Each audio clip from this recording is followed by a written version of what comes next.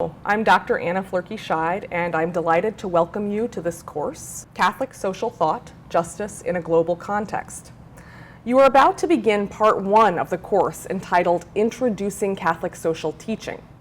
The first part of the course includes 3 units, in which you will first gain a general understanding of what Catholic social teaching is, second, study its sources and methods, and third, develop a clear understanding of the relationship between charity and justice.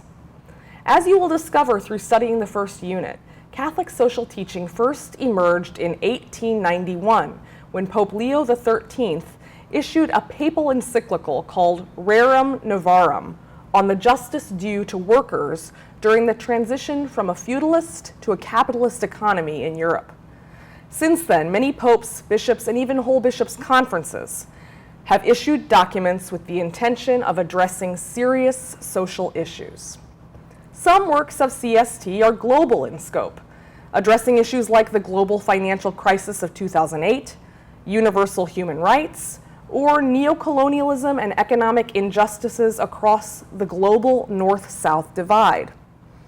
Others, especially those written by bishops or bishops' conferences, are often dealing with local concerns, such as a particular nation's struggles with racial injustice or ecological degradation.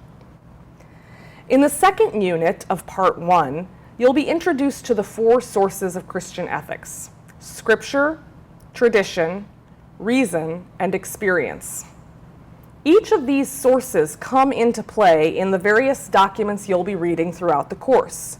For example, most of the documents of CST make use of scriptural sources to define certain ideas and concepts, such as human dignity and peace. Likewise, the document Rerum Novarum makes use of the method of natural law, understood as reason, to explain why human beings have a limited right to private property. Documents like Centesimus Annus appeal intentionally to tradition by hearkening back to themes discussed in earlier encyclicals. Moreover, the writers of the African Banjul Charter of Human and People's Rights brought to bear their experience of colonialism on their declaration that not only individual human beings, but whole cultures have rights and dignity that ought to be respected. Finally, in the third unit of part 1, you will begin to make critical distinctions between charity and justice. In the Catholic social justice tradition, charity and justice are both important for fostering individual human dignity and the common good. Charity works to meet people's immediate needs for things like food and shelter.